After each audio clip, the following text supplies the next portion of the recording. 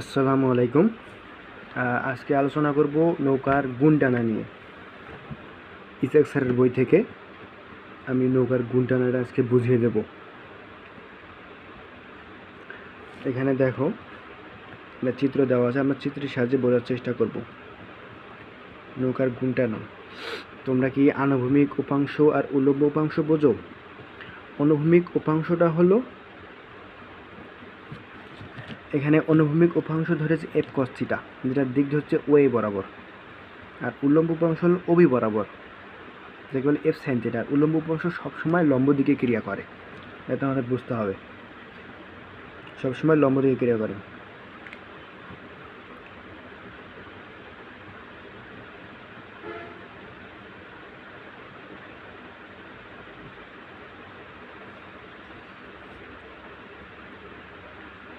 এখানে একটা ইম্পর্টেন্ট জিনিস হলো যে নৌকাটা আমরা যে গুণ দিয়ে টানবো বা গুণের যে রশিটা দিয়ে টানবো, সে রশিটা যত বেশি লম্বা হবে নৌকাটা তত বেশি দ্রুত চলবে। এবং আমাদের প্রমাণ করতে হবে কেন রশিটা বেশি লম্বা হলে নৌকাটা বেশি দ্রুত চলবে। তো সেটাই আমি এখন বোঝাচ্ছি। ওয়ে বরাবর অনুভূমিক উপাংশ হলো F cos theta. F cos theta ক্রিয়া করে। অনুভূমিক উপাংশ ওয়ে বরাবর এফ কস থিটা এবং ওবি বরাবর এফ সাইন থিটা, যেটাকে বলে লম্ব উপাংশ বা উল্লম্ব উপাংশ ক্রিয়া করে। এখানে আমি বিস্তারিত এখন বলতেছি। এই ওবি বরাবর যে এফ সাইন থিটাটা ক্রিয়া করে, এটা নৌকার হাল, এই যে নৌকার হালটা বিপরীত পাশে যেটা আমরা নৌকার হাল দ্বারা পানি প্রতিহত করি, সেই হাল দ্বারা এই এফ সাইন থিটাটাকে প্রতিহত করা হয়, সেটা এখানে লেখা হয়েছে। এবার বলছে গুণ যত লম্বা হবে, গুণ বলতে এইটা বোঝাচ্ছে, গুণ যত লম্বা হবে, এইটা বোঝাচ্ছে, গুণ যত লম্বা হবে থিটা এর মান তত কম হবে।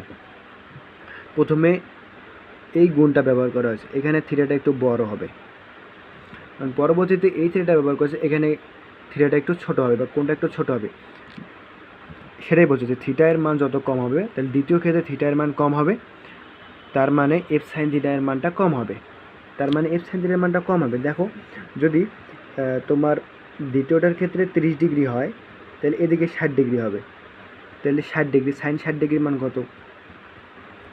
সাইন 60 ডিগ্রির মান √3/2।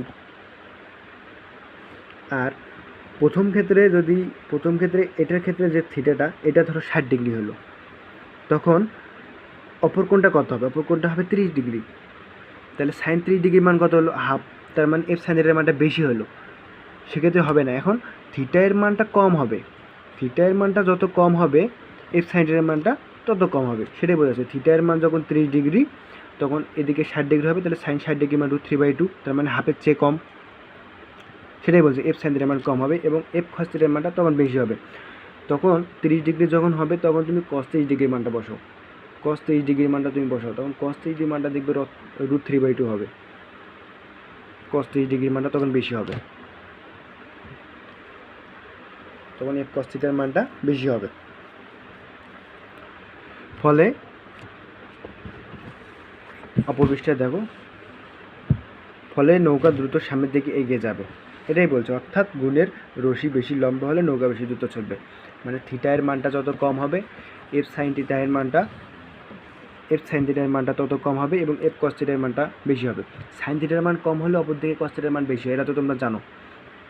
যারা বুঝো না, এটা একটু বুঝে নাও যে যখন সাইন থিটার মানটা কমতে থাকে তখন কস থিটার মানটা বাড়তে থাকে। তো এটাই আজকের আলোচনার বিষয় ছিল। ধন্যবাদ। আসসালামু আলাইকুম।